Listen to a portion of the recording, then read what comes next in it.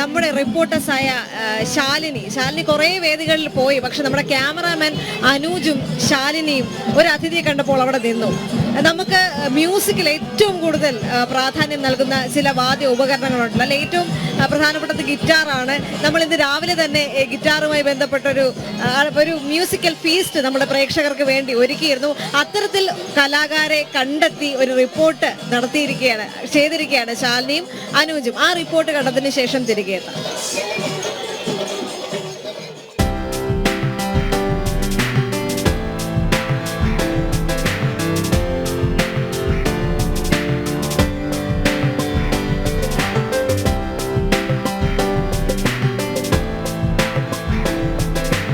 63ാമത് സംസ്ഥാന സ്കൂൾ കലോത്സവം അങ്ങനെ അനന്തപുരിയിൽ തകർക്കുകയാണ്. രണ്ടാം ദിനം ഇങ്ങനെ കടന്നു പോകുന്നു. ഏറ്റവും കൂടുതൽ ഗ്ലാമറസ് പോരാട്ടം ഒക്കെ തുടരുകയാണ്. ആ സമയത്ത് ഞാനും എൻ്റെ ക്യാമറമാൻ അനൂജ് ആനാവൂരും സാരഥി രാഹുലും ഒക്കെ മൈൻഡ് ഒന്ന് റീഫ്രഷ് ചെയ്യാൻ വേണ്ടിയിട്ട് ഇറങ്ങിയതാണ്. തിരുവനന്തപുരത്ത് ഞങ്ങളെ സംബന്ധിച്ചിടത്തോളം ഏറ്റവും കൂടുതൽ ലെഷർ ടൈം ഞങ്ങൾ സ്പെൻഡ് ചെയ്യുന്നത് കനകക്കുന്നിലും ഒപ്പം കനകക്കുന്നിന് സമീപത്തുള്ള മ്യൂസിയത്തിലൊക്കെയാണ്.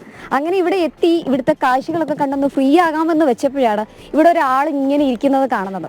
ആൾ എവിടെ നിന്ന് എത്തിയെന്നൊന്നും ഞാൻ ചോദിച്ചിട്ടില്ല, പക്ഷെ ആളോട് ചോദിക്കണം. കാരണം ഈ ഉച്ച സമയത്ത് ഇവിടെ എന്താണ് കാര്യം, ഈ ഭാഗത്ത് എന്താണ് എന്നുള്ളതല്ലേ. അപ്പോൾ ചോദിക്കാം എന്താണ് ആളുടെ വിശേഷം എന്നുള്ളത്. ആ വിശേഷത്തിലേക്ക് കൂടി നമുക്ക് പോയി വരാം. എന്താണ് പേര്, എന്താ ഈ സമയത്ത് ഇവിടെ? ആരോൺ. എൻ്റെ പേര് ആരോൺ. ഞാൻ കലോത്സവത്തിനായിട്ട് വന്നതാണ്. എനിക്ക് ഗിറ്റാർ ഇൻഡിവിജ്വൽ ഉണ്ടായിരുന്നു, പിന്നെ ഗ്രൂപ്പ് സോങ്ങും ഉണ്ടായിരുന്നു. അപ്പം എന്താണ് ഇവിടെ വന്ന് ഇങ്ങനെ ഗിറ്റാറൊക്കെ പ്ലേ ചെയ്ത് ഈ ഒരു മൂഡിലിരിക്കുന്നത്? ഞാൻ വന്നപ്പം നല്ലൊരു അറ്റ്മോസ്ഫിയർ കണ്ടു. അപ്പം പാട്ട് പ്ലേ ചെയ്യണമെന്ന് തോന്നി, അങ്ങനെ ഇരുന്ന് പ്ലേ ചെയ്തത്. ഒറ്റയ്ക്കാണോ വന്നത്? അല്ല, ഫാമിലീൻ്റെ കൂടെ വന്നത്. ഇതിൻ്റെയൊക്കെ പ്രത്യേകതയൊക്കെ എന്ന് പറയാം. ഞങ്ങളെ സംബന്ധിച്ച് ഞങ്ങൾക്ക് ഗിറ്റാറിൻ്റെ ABCD ഒന്നും അറിയാത്ത കൂടുതലാണ്. അപ്പോൾ ഗിറ്റാറിനെ പറ്റിയിട്ട് ഒന്ന് ഇൻട്രൊഡ്യൂസ് ചെയ്യും. ഒരെണ്ണം അവിടെ സൈഡിൽ ഇരിക്കുന്നുണ്ട്. ഇത് അക്കോസ്റ്റിക് ഗിറ്റാറാണ്. ഞാൻ ഡ്രിഫ്റ്റിംഗ് എന്ന് പറഞ്ഞൊരു പീസ് ആയിരുന്നു ഇതിൽ വായിച്ചിരുന്നത്. അത് പിന്നെ അത് ക്ലാസിക് ഗിറ്റാറാണ്. അതിന് ഫ്ലെമിംഗോ, ഗ്രാറ്റിറ്റ്യൂഡ് ആ സാധനമായിരുന്നു ഞാൻ വായിച്ചിരുന്നത്. എങ്ങനെയുണ്ടായിരുന്നു? കോഴിക്കോട് നിന്ന് ഇവിടേക്ക് വന്നു, സബ് ജില്ല കഴിഞ്ഞു, ജില്ല കഴിഞ്ഞു, സ്റ്റേറ്റും ഇപ്പോൾ കഴിഞ്ഞു. എന്താണ് പ്രതീക്ഷ? എങ്ങനെയാണ്, ആദ്യമായിട്ടാണോ? എന്താണ് ഈ ഒരു ഗിറ്റാറിലേക്ക് വരാനുള്ളൊരു പ്രചോദനമൊക്കെ എങ്ങനെയാണ്? ഞാൻ ആദ്യം കീബോർഡ് പഠിച്ചിരുന്നു. അപ്പം അങ്ങനെ കീബോർഡ് കുറേ കൊല്ലം പഠിച്ചു. പിന്നെ അപ്പോൾ ഗിറ്റാർ കണ്ടപ്പം ഗിറ്റാർ പഠിക്കണം എന്ന് തോന്നി. പിന്നെ അപ്പോഴാണ് അറിഞ്ഞത് കലോത്സവത്തിൽ ഗിറ്റാർ എന്ന് പറഞ്ഞൊരു ഐറ്റം ഉണ്ടെന്ന്. അപ്പം പങ്കെടുക്കണം എന്ന് തോന്നി, അങ്ങനെ പങ്കെടുത്തു. പിന്നെ കഴിഞ്ഞ കൊല്ലം പങ്കെടുത്തിരുന്നു. അപ്പോൾ കഴിഞ്ഞ കൊല്ലം സ്റ്റേറ്റിൽ വരാൻ സാധിച്ചു. അത് കഴിഞ്ഞ് ഈ കൊല്ലം വരാൻ സാധിച്ചു.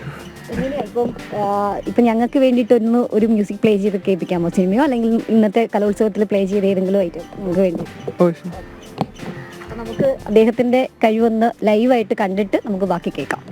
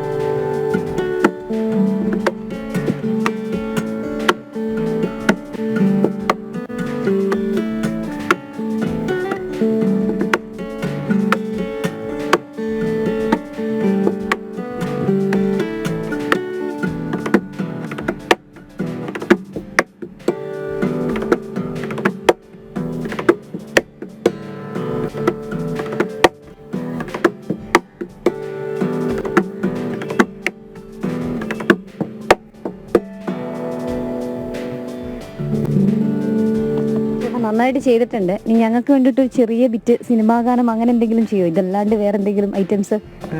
സിനിമ സോങ്സ് ഞാൻ അങ്ങനെ നോക്കാറില്ല. ഞാൻ നോർമലി ഈ മ്യൂസീഷ്യൻസ് വെസ്റ്റേൺ സോങ്സ് കമ്പോസ് ചെയ്യുന്ന അങ്ങനെ കലോത്സവത്തിനായിട്ട് പഠിച്ചായിരുന്നു ആക്ച്വലി. എന്താണ് ഭാവി ആഗ്രഹം? ഈ ഒരു എഡ്യൂക്കേഷനുമായിട്ട് മുന്നോട്ട് പോകാനാണോ അതോ ഇങ്ങനെ എന്തെങ്കിലും സ്പെഷ്യൽ സൈഡിൽ കൂടെ പോകാനുള്ള ആഗ്രഹമുണ്ടോ? രണ്ടും ഒരുമിച്ച് കൊണ്ടുപോകാൻ താല്പര്യമുണ്ട്. അപ്പോൾ എത്ര കാലം കൊണ്ടുപോകാൻ പറ്റുമോ അത്രത്തോളം എനിക്ക് സന്തോഷം.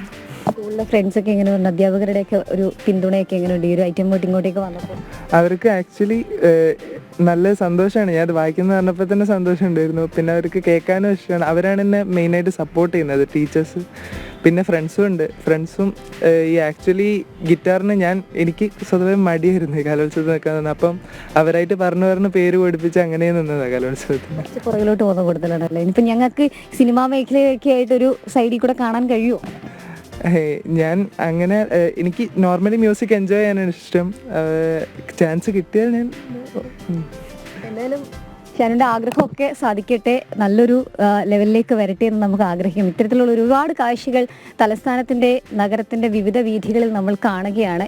ഇത്തരത്തിലുള്ള പുത്തൻ താരോദയങ്ങൾ അനന്തപുരിയിലേക്ക് ഒഴുകിക്കൊണ്ടിരിക്കുകയാണ്. ഇനിയും കുറച്ച് ദിവസങ്ങൾ അനന്തപുരിയുടെ കലാഹൃദയം തലസ്ഥാനത്ത് ആറാടിക്കൊണ്ടിരിക്കുകയാണ്. അപ്പോൾ മാക്സിമം ആളുകൾ വിവിധ വേദികളിലേക്ക്, ഏകദേശം 25ഓളം വേദികളിൽ കുഞ്ഞു കലാകാരന്മാരെയും കലാകാരികളെയും ഒക്കെ പ്രോത്സാഹിപ്പിക്കാൻ ഒഴുകിയെത്തണം എന്നാണ് ജനം ടി വിക്കും പറയാനുള്ളത്. വീണ്ടും പുതിയൊരു അതിഥിയുമായി കാണാം. നമസ്കാരം.